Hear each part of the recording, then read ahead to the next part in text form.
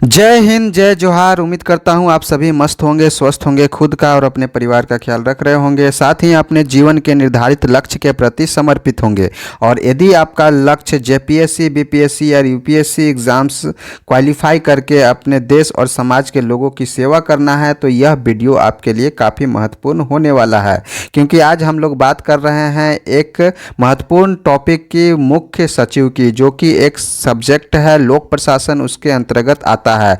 यानी आपका एक टॉपिक आज कवर होने वाला है। थोड़ा सा वीडियो आपका बड़ा होगा, लेकिन इसमें आपका एक कंप्लीट टॉपिक जो है सभी एग्ज़ाम्स के लिए, जेपीएससी, बीपीएससी, यूपीएससी जैसे पीसीएस एग्ज़ाम्स के लिए आपका एक टॉपिक कंफर्म क्लियर हो जाएगा।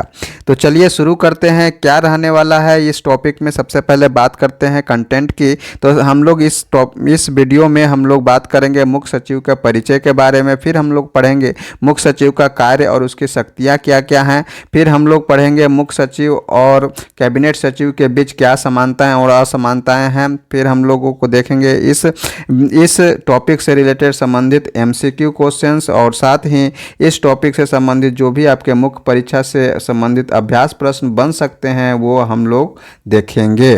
तो चलिए शुरू करते हैं। सबसे पहले बात कर लेते हैं, यदि जेपीएससी के आप एक्सपेरेंट हैं तो ये जो टॉपिक है वो आपका पेपर नंबर 4 से संबंधित है, जो कि Indian constitution, polity, public administration and good governance से संबंधित होता है।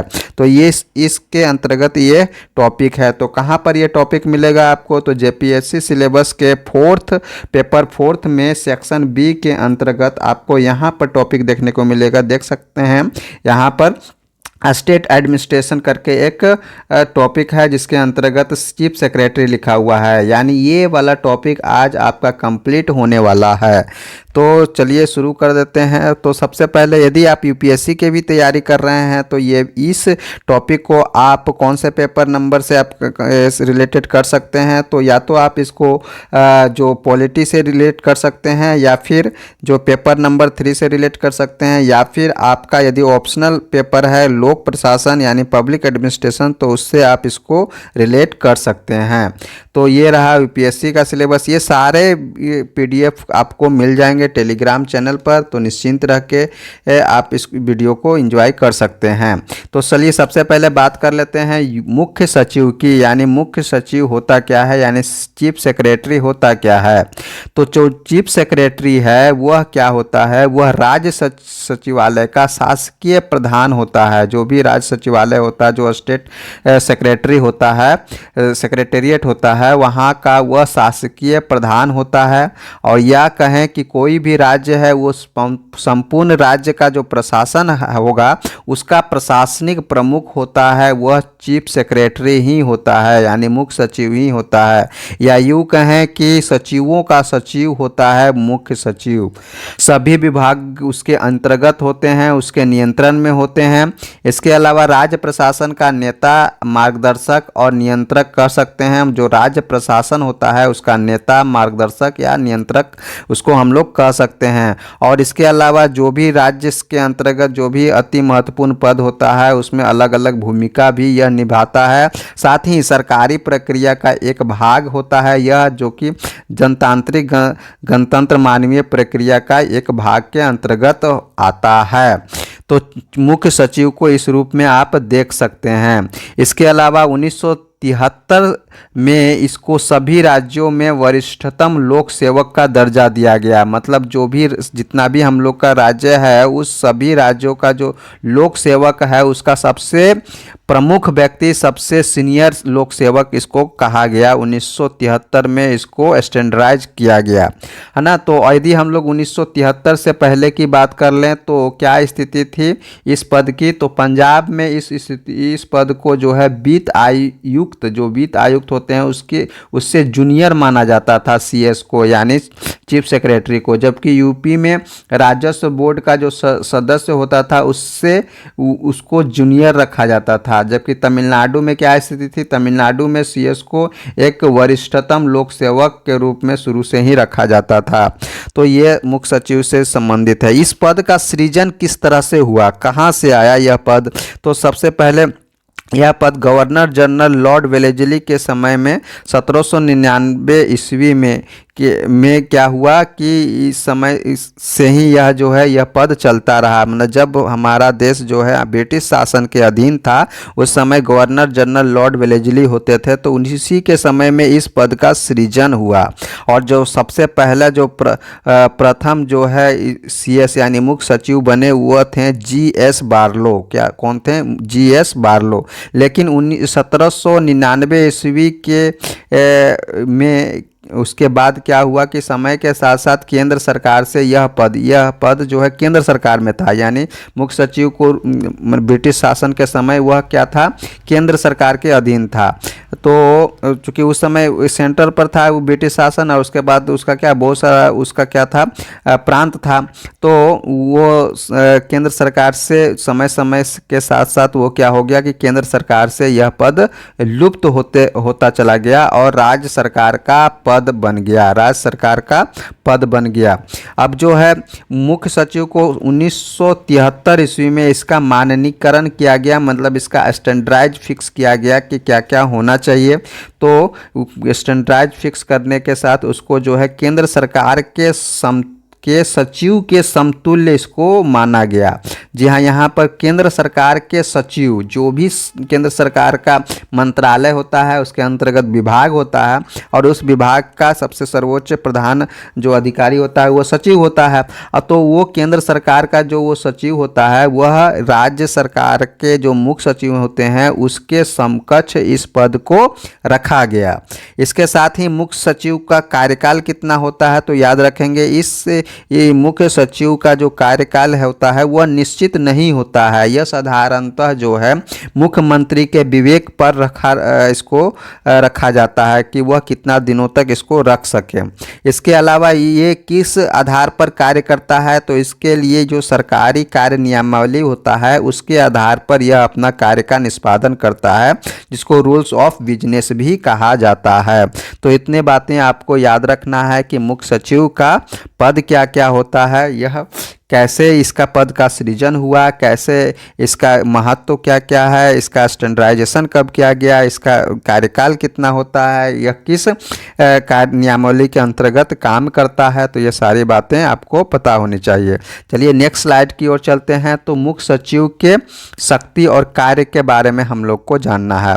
तो सबसे पहले बात कर लेते हैं कि मुख्य सचिव का शक्ति और कार्य क्या क्या होता है। तो मुख्यमंत्री के सलाहकार के रूप में यह सबसे पहला रूप से काम करता है कि इसका काम क्या है, मुख्यमंत्री के सलाहकार के रूप में काम करना। तो किस रूप में यह सलाहकार की भूमिका निभाएगा, तो देखिए राज्य प्रशासन से जुड़ा जो भी मामला होगा, इशू होगा, जो भी स्टेट एडमिनिस्ट्रेशन से रिलेटेड जो भी इशू होगा, मामला होगा, उसके लिए सलाह एडवाइज देने का काम करता है कौन, तो CS करता है। किसको एडवाइस देगा, तो चीफ मिनिस्टर को देगा। किसको एडवाइस देगा, तो चीफ मिनिस्टर यानी मुख्यमंत्री को देगा।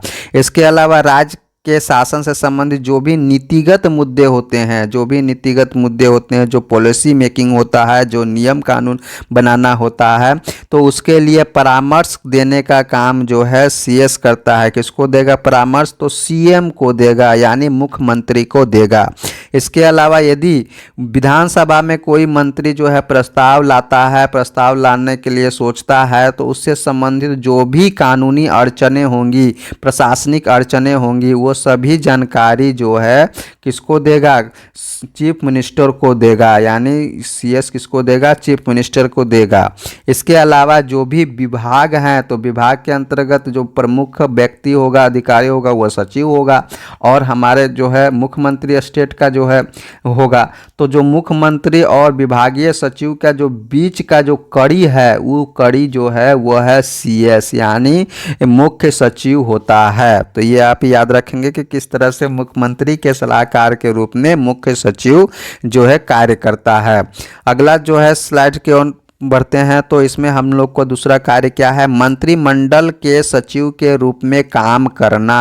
मंत्रिमंडल के सचिव के रूप में काम करना होता है किसको, मुख्य सचिव को। मंत्रिमंडल क्या होता है, तो जो विधानसभा के मंत्री होते हैं, तो मंत्रियों का जो समूह होता है उसको हम लोग मंत्रिमंडल कहते हैं। तो मंत्रिमंडल का जो सचिव के रूप में यह कार्य करता है। तो राज्य मंत्रिमंडल का यह सचिव होता है कौन, मुख्य सचिव।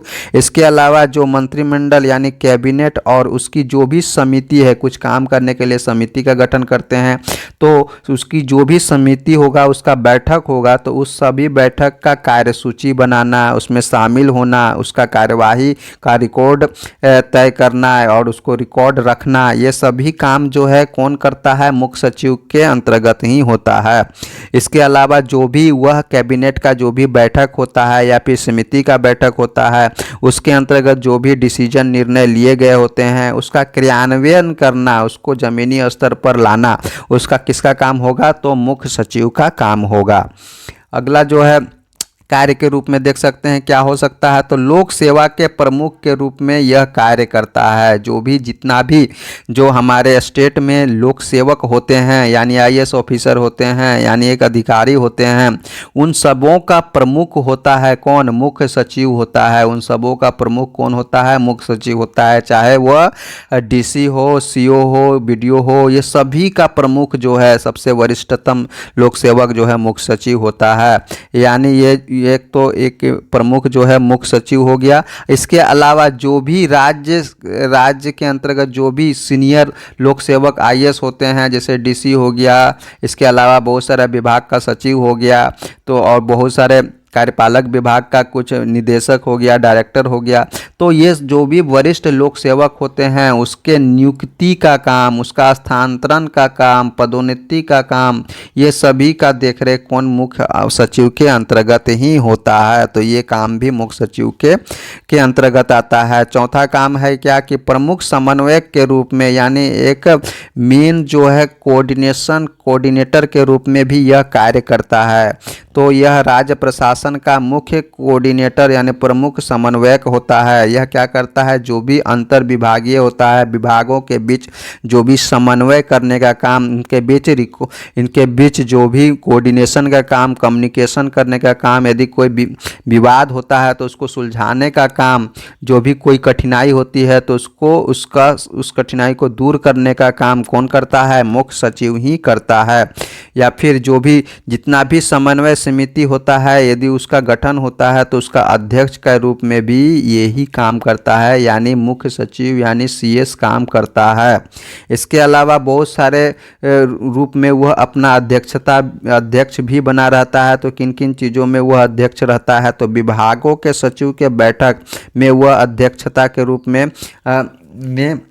अपना भूमिका निभाता है। इसके अलावा संभागीय आयुक्त, जिलाधीश हो गया, जिला प्रशासन हो गया या विभागाध्यक्ष हो गया, उस सब का बैठक का अध्यक्षता कौन करता है? वह मुख्य सचिव ही करता है। तो यह कितना ज़्यादा महत्वपूर्ण पद होता है आप देख सकते हैं। इसके अलावा कुछ विभाग के प्रमुख के भी रूप में यह कार्य करता है। कौन? जैसे जिस सभी राज्यों में, इसके लिए सभी राज्यों में एक रूपता नहीं है। प्रमुख के लिए जैसे कि कोई विभाग है राज्य सरकार के अधीन है, जैसे सामान्य प्रशासन विभाग, ये बहुत महत्वपूर्ण विभाग होता है। सबसे महत्वपूर्ण विभाग यही होता है सामान्य प्रशासन विभाग, यानी पूरा एडमिनिस्ट्रेशन प्रशासन का देखरेख किसी विभाग के अंतर्गत होता है। तो इसका प्रमुख के रूप में भी यही रहता है। जैसे कार्मिक विभाग हो गया, योजना विभाग हो गया, प्रशासनिक सुधार विभाग हो गया, तो इसका जो है प्रमुख यानी चीफ के रूप में जो है सीएस ही रहता है, यानी मुख्य सचिव ही रहता है। तो यह जो है मुख्य सचिव के शक्ति और कार्य हैं। अगले स्लाइड में भी हम लोग देख लेते हैं कि क्या और शक्ति और कार्य हो सकता है। तो यह क्या होता है? यह जो मुख्य सचिव होता है यह संकटकालीन के समय प्रशासक के रूप में कार्य करता है। संकटकालीन के समय का मतलब क्या हुआ कि राज्य में कभी बाढ़ आ गया, सूखा आ गया, सांप्रदायिक दंगा आ गया या फिर कोई और आपदा आ गया, तो उसके समय जो एक प्रशासक का प्रमुख होगा वह क्या होगा? वह सीएस ही होगा। जो भी उसके अंतर्गत राहत कार्य में अधिकारी लगे होंगे उस सबों का हेड कौन करेगा? वह सीएस ही होगा, यानी मुख्य सचिव ही होगा। जो भी आपात के समय एजेंसियां होंगी या कार्य करेंगी उस सबों का नेतृत्व कौन करेगा? तो वह चीफ सेक्रेटरी ही करेगा। तो इस तरह से वह जो भी जो सीएस है, मुख्य सचिव है, वह क्या करता है कि संकटकालीन समय में, आपदा में एक प्रमुख अधिकारी के रूप में अपना भूमिका निभाता है। इसके अलावा राज्य सरकार का जो प्रतिनिधित्व करता है वो भी सीएस ही करता है, यानी मुख्य सचिव ही करता है। इसके अलावा जो भी राज्य सरकार के द्वारा इम्पोर्टेंट गठित समिति होती है उसका अध्यक्ष भी सीएस ही करता है, यानी जो है मुख्य सचिव ही करता है। इसके अलावा अन्य कार्यों में भी बहुत सारा भूमिका निभाता है मुख्य सचिव, जैसे कि उन सब कार्य को देखना जो दूसरे सचिव के अधिकार में नहीं होता है। बहुत सारे जो है डिपार्टमेंट या फिर कार्य किसी जो है डिपार्टमेंटल सेक्रेटरी के अंदर नहीं होता है, तो यह जो है चीफ सेक्रेटरी के अंदर देखा जाता है जो महत्वपूर्ण कार्य होते हैं। इसके अलावा क्षेत्रीय परिषद, देखिए एक बहुत इंपॉर्टेंट टर्म आ गया है क्षेत्रीय परिषद। तो क्षेत्रीय परिषद क्या होता है उसको भी हम लोग जान लेंगे। तो क्षेत्रीय परिषद में जो राज्य सदस्य होता है, यह राज्य क्या होता है, सभी राज्य क्या होता है, वो इसका सदस्य होता है। जो भी अब एक क्षेत्रीय परिषद होता है, अब उसके अंतर्गत जितना भी स्टेट है भारत का, वो सभी स्टेट उसका क्या होता है, सदस्य होता है। और उस स्टेट और उस क्षेत्रीय परिषद का सचिव बनता है ये मुख्य सचिव। बारी बारी से राज्य में, हर राज्य में मुख्य सचिव होगा, तो बारी बारी से क्या होगा कि वह क्षेत्रीय परिषद मुख्य सचिव को बनाया जाता है, यानी स्टेट का, राज्य का जो मुख्य सचिव होगा वही क्षेत्रीय परिषद का सचिव बनेगा। तो ये भी उसका काम है। तो क्षेत्रीय परिषद को भी हम लोग देख लेंगे। तो सबसे पहले देख ही लेते हैं, सबसे पहले क्षेत्रीय परिषद क्या होता है। तो क्षेत्रीय परिषद भारत सरकार द्वारा राज्य और केंद्रीय शासित प्रदेशों के बीच जो आपसी समन्वय को बढ़ाने के लिए सांविधिक निकाय है, स्टैट्यूटरी बॉडी है, के रूप में गठित की गई है। और इसका गठन किसके अधिनियम के, तो सांसद अधिनियम 1956 के द्वारा किया गया है, यानी स्टेट रीऑर्गेनाइजेशन एक्ट 1956 के अंतर्गत किया गया है। इसके अलावा जो भारत सरकार द्वारा स्थापित एक संविधानेतर निकाय है, यानी नॉन कॉन्स्टिट्यूशनल बॉडी है। नॉन कॉन्स्टिट्यूशनल बॉडी है लेकिन ये कैसा है, स्टैट्यूटरी बॉडी है, यानी स्टैट्यूटरी बॉडी है, जिसका उद्देश्य राज्य के बीच क्या करना है, समन्वय, सहयोग, साझा समस्या का समाधान करना होता है। इसका उद्देश्य क्या होता है, क्षेत्रीय विकास को बढ़ावा देना, राज्यों के बीच आपसी विवादों को सुलझाना, आर्थिक और सामाजिक नियोजन में सहयोग करना, संसाधनों का उचित वितरण करना, आपसी समन्वय और सहयोग सुनिश्चित करना। ये सभी उद्देश्य किसका है, क्षेत्रीय परिषद का है। यह एक कैसा बॉडी है, तो स्टैट्यूटरी बॉडी है। किसके द्वारा यह गठित किया गया है, कौन सा नियम के द्वारा, तो स्टेट रीऑर्गेनाइजेशन एक्ट 1956 के तहत। इसका काम क्या है, समन्वय, सहयोग और साझा समस्याओं का समाधान करना जो राज्यों के बीच होता है। अब देखिए इसमें 6 क्षेत्रीय परिषद होता है, जैसे कि उत्तरीय क्षेत्रीय परिषद जिसका मुख्यालय चंडीगढ़ है, मध्य क्षेत्रीय परिषद जिसका मुख्यालय भोपाल होता है, पूर्वी क्षेत्रीय परिषद इसका मुख्यालय रांची होता है, पश्चिमी क्षेत्रीय परिषद इसका मुख्यालय मुंबई और दक्षिणी क्षेत्रीय परिषद जिसका मुख्यालय हैदराबाद, जबकि उत्तर पूर्वी परिषद जिसका मुख्यालय कहाँ है, शिलोंग है। तो ये याद रखेंगे। साथ ही इसका जो भी बैठक होगा, इसका बैठक का अध्यक्षता कौन करता है, तो गृह मंत्री करता है। अभी गृह मंत्री कौन है, तो अमित शाह हैं। तो वो अमित शाह जो है क्षेत्रीय परिषद का बैठक की अध्यक्षता करेंगे। और इसमें सचिव कौन होगा, तो राज्यों का जो भी सचिव है उसमें से कोई एक राज्य का सचिव जो है इस परिषद का सचिव होगा। तो ये हो गया। और उत्तर पूर्वी परिषद का अलग कानून होता है, 1971 के अंतर्गत कार्य करता है। इसके अलावा देखिए ये है कि अध्यक्ष केंद्रीय गृह मंत्री यानी यूनियन होम मिनिस्टर होगा, उपाध्यक्ष संबंधित राज्य के मुख्यमंत्री होगा, और इसका जो सचिव होगा वह कौन होगा, वह जो होगा सचिव वह सीएस होगा, यानी किसी भी स्टेट का सीएस हो सकता है। तो यह है। और इसके अलावा क्षेत्रीय परिषद के बारे में हम लोग पढ़ लिए। अब जो है यदि हम लोग मुख्य सचिव पर के शक्ति और कार्य पर फिर से टॉपिक पर आते हैं, तो राज्य सचिवालय को नियंत्रित और नुकसलता पूर्वक पर्यवेक्षण करने का काम कौन करता है, तो मुख्य सचिव ही करता है। इसके अलावा जो भी सीएस जो है अदर स्टेट्स गवर्नमेंट और सेंट्रल गवर्नमेंट के बीच के जो बैठक होते हैं उसमें भी एक कड़ी का रूप में यह काम करता है। ठीक है, जितना भी स्टेट गवर्नमेंट और सेंट्रल गवर्नमेंट के बीच का जो कड़ी है वो मुख्य सचिव ही होता है। इसके अलावा अन्य कार्य के रूप में जो कैबिनेट सचिव कहाँ होता है? केंद्र सरकार के अंतर्गत होता है। तो कैबिनेट सचिव जब वार्षिक बैठक करता है उसमें सभी राज्यों के मुख्य सचिवों को बुलाया जाता है, तो इस रूप में भी मुख्य सचिव का काम आप देख सकते हैं। इसके अलावा जो राज्य है उसका प्रवक्ता के रूप में भी यह भूमिका निभाता है। इसके अलावा जब कोई राज्य में राष्ट्रपति शासन लग जाता है तो वो राष्ट्रपति शासन लगने पर क्या हो जाता है, वो राज्य में जो भी प्रशासन है वो किसके अंतर्गत हो जाता है? राज्यपाल के अंतर्गत आ जाता है। तो इस कंडीशन में क्या होता है कि जो चीफ सेक्रेटरी यानी मुख्य सचिव होता है वह जो है सलाह देने का काम करता है, राज्यपाल को सलाह देने का काम करता है। इसके अलावा राज्य का मुख्य जनसंपर्क अधिकारी के रूप में भी इसको देख सकते हैं मुख्य सचिव को। तो ये इतना ज़्यादा महत्वपूर्ण है मुख्य सचिव का पद। तो अगला स्लाइड के रूप में चलते हैं। तो अगला टॉपिक है मुख्य सचिव के बनाम कैबिनेट सचिव। देखिए, दो सचिव होता है, मुख्य सचिव जो कि राज्य स्तर पर होता है, राज्य का प्रमुख प्रशासनिक अधिकारी होता है, जबकि कैबिनेट सचिव होता है वो केंद्र के स्तर पर प्रमुख प्रशासनिक अधिकारी होता है। तो ये सारा जो है इसका तुलनात्मक दृष्टिकोण है। जैसे कि कार्य क्षेत्र क्या होगा, तो मुख्य सचिव का राज्य सरकार होता है जबकि कैबिनेट सचिव का केंद्र सरकार। उसी प्रकार सेवा, भारतीय प्रशासनिक सेवा यानी आईएएस अधिकारी ही होता है, ये भी आईएएस अधिकारी ही होता है। स्थापना प्रत्येक राज्य में होता है, ये भारत सरकार में केवल एक पद होता है। रिपोर्ट कौन किसको करेगा, तो मुख्य सचिव रिपोर्ट करेगा मुख्यमंत्री को, जबकि कैबिनेट सचिव रिपोर्ट करेगा प्रधानमंत्री को। इसके अलावा राज्य सचिवालय का प्रमुख होता है मुख्य सचिव, जबकि उसका और सभी विभागों का समन्वयक भी होता है। इसके अलावा कैबिनेट सचिव जो होता है वह भारत सरकार का सर्वोच्च नौकरशाह होता है और सभी सचिवों का समन्वयक होता है। भारत सरकार का जब सभी सचिवों का समन्वयक होता है। इसके अलावा कैबिनेट से संबंध, तो राज्य का कैबिनेट सचिवालय का प्रमुख होता है, यह केंद्र के कैबिनेट सचिवालय का प्रमुख होता है। नीति निर्माण में भूमिका, तो राज्य में नीति निर्माण एवं क्रियान्वयन में महत्वपूर्ण भूमिका निभाता है, जबकि केंद्र सरकार के नीतियों और समन्वय में कैबिनेट सचिव महत्वपूर्ण भूमिका निभाता है। इसके अलावा राज्य सरकार द्वारा मुख्यमंत्री की सिफारिश पर यह जिसका नियुक्ति होता है, जबकि इसकी नियुक्ति प्रधानमंत्री की अध्यक्षता में की जाती है। कौन? कैबिनेट सचिव की नियुक्ति।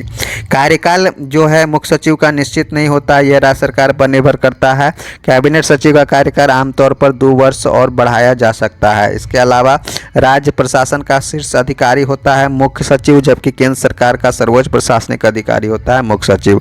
इस प्रकार जो भी इसका जो सिमिलरिटी है वो क्या क्या है ये आप देख सकते हैं कि सेवा दोनों ही प्रशासनिक अधिकारी का होता है। प्रशासनिक शीर्ष पद दोनों राज्य और केंद्र सरकार में प्रशासनिक व्यवस्था के शीर्ष अधिकारी होते हैं, जबकि नीति सलाहकार दोनों अपने अपने स्तर पर सरकार, सीएम और पीएम के मुख्य सलाहकार की भूमिका निभाते हैं। समन्वय की भूमिका, जो कि दोनों विभिन्न विभागों के बीच नीतिगत व प्रशासनिक समन्वय स्थापित करते हैं। गोपनीयता व दायित्व, दोनों पदों पर गोपनीयता, तटस्थता, दक्षता और नैतिक प्रशासन की अपेक्षा की जाती है। जबकि कैबिनेट सचिवालय का प्रमुख, दोनों ही कैबिनेट सचिवालय के प्रशासनिक प्रमुख होते हैं, यानी राज्य कैबिनेट सचिवालय का प्रशासनिक प्रमुख होगा सीएस है, जबकि कैबिनेट सचिवालय जो केंद्र सरकार का होगा उसके प्रशासनिक प्रमुख होगा कैबिनेट सचिव। मुख्य सचिव राज्य कैबिनेट के सचिवालय होता है, सचिवालय का प्रमुख होता है, जबकि कैबिनेट सचिव जो होता है केंद्रीय कैबिनेट सचिवालय का प्रमुख होता है। तो ये सारे चीज़ें आपके जानकारी में होना चाहिए। अगले टॉपिक पर चलते हैं, मुख्य सचिव संबंधित एमसीक्यू क्वेश्चन देख लेते हैं। तो राज्य का मुख्य सचिव कौन होता है, तो राज्य का मुख्य सचिव राज्य का वरिष्ठतम आईएएस अधिकारी होता है। तो उत्तर नंबर सी हो गया। मुख्य सचिव की नियुक्ति कौन करता है, तो इसका सही उत्तर हो जाएगा मुख्यमंत्री करता है। मुख्य सचिव की नियुक्ति कौन करता है, मुख्यमंत्री करता है। मुख्य सचिव का कार्यकाल क्या होता है, तो इसमें क्या है, इसका कोई निश्चित कार्यकाल नहीं होता है, यानी ऑप्शन नंबर डी हो गया। मुख्य सचिव किसके अधीन कार्य करता है, तो यह मुख्यमंत्री के अधीन कार्य करता है मुख्य सचिव। निम्नलिखित में से कौन राज्य कैबिनेट सचिवालय का प्रमुख होता है, तो इसका सही उत्तर हो जाएगा मुख्य सचिव जो है राज्य कैबिनेट सचिवालय का प्रमुख होता है। मुख्य सचिव की भूमिका में नहीं आता है, क्या नहीं कर सकता है मुख्य सचिव, तो मुख्य सचिव न्यायिक निर्णय नहीं ले सकता है, यानी न्यायिक निर्णय लेना जो है मुख्य सचिव की भूमिका में नहीं आता है। अगला सवाल है, मुख्य सचिव का प्रमुख दायित्व किससे जुड़ा होता है, तो मुख्य सचिव का प्रमुख दायित्व जो है कार्यपालिका से जुड़ा होता है, क्रियान्वयन से जुड़ा होता है, एग्जीक्यूटिव से जुड़ा पूरा होता है। मुख्य सचिव को रिपोर्ट कौन करता है? तो मुख्य सचिव को रिपोर्ट जो है कौन कौन कर सकते हैं? तो विभागीय सचिव जो होता है, राज्य का जो विभागीय सचिव होगा उसको वो सभी मुख्य सचिव को रिपोर्ट करेंगे। अगला जो है सवाल है इसका अभ्यास प्रश्न जो कि आपके इस टॉपिक से रिलेटेड है, जैसे कि क्या क्या प्रश्न आ सकता है। जैसे राज्य प्रशासन में मुख्य सचिव की भूमिका का मूल्यांकन कीजिए 250 शब्दों में। तो इस तरह से आपको ये पूरा उत्तर लिखना होता है। तो उम्मीद करता हूँ कि इस तरह से उत्तर लिखने के लिए आप इस वीडियो के माध्यम से सक्षम होंगे। और अगला प्रश्न इस तरह से आपको मिल सकता है कि इस टॉपिक पर कि राज्य शासन में मुख्य सचिव की भूमिका और शक्तियों का विश्लेषण कीजिए। क्या यह पद भारतीय संघीय ढांचा में प्रभावी समन्वय का प्रतीक है? शब्द सीमा 150 से 200 शब्दों के बीच इसको लिखना है। तो ये सभी आपके अभ्यास के लिए प्रश्न दिए गए हैं जो कि आपको पीडीएफ के तौर पर ये सारा मिल जाएगा। तो ये रहा आज का वीडियो। अगला प्रश्न के तौर पर देख सकते हैं कि मुख्य सचिव की नियुक्ति किसके द्वारा की जाती है? तो मुख्यमंत्री के द्वारा की जाती है। इसके अलावा निम्नलिखित में से कौन सा कथन सही है? तो मुख्य सचिव में केंद्र सरकार के अधीन होता है, मुख्य सचिव राज्य सचिवालय का प्रमुख होता है, मुख्य सचिव न्यायपालिका का भाग होता है। तो इसका सही उत्तर हो जाएगा ऑप्शन नंबर 2, यानी मुख्य सचिव राज्य सचिवालय का प्रमुख होता है। तो यह पूरा कंप्लीट जो है आपके पास ये अभ्यास प्रश्न दिया गया है। तो उम्मीद करता हूं कि यह वीडियो आपके लिए, आपके प्रिपरेशन के लिए काफ़ी ज़्यादा महत्वपूर्ण होगा और आपके लिए, आपके प्रिपरेशन के लिए क्या होगा, यह हेल्पफुल हुआ होगा। और साथ ही यदि आपको किसी तरह इस वीडियो से लाभ मिलता है तो आप इस वीडियो को ज़्यादा से ज़्यादा लोगों तक शेयर कर दीजिए, उन सब तमाम छात्रों तक पहुँचा दीजिए ताकि उनको इस वीडियो से लाभ मिल सके। तो और हमारा चैनल है, जो नए हैं वो है शंकर बेदिया क्लासेस। यदि आप नए हैं तो सब्सक्राइब जरूर कर लीजिएगा। इस तरह का वीडियो हम लोग हर बार कोशिश करेंगे कि लाएंगे इस तरह का, ताकि आपका प्रिपरेशन में ज़्यादा से ज़्यादा बेनिफिट मिल सके आप लोगों को। मिलते हैं नेक्स्ट वीडियो में, तब तक के लिए जय हिंद, जय जोहार। अपना ख्याल रखिए और अपने परिवार का ख्याल रखिए। जय हिंद, जय जोहार। मिलते हैं नेक्स्ट वीडियो में।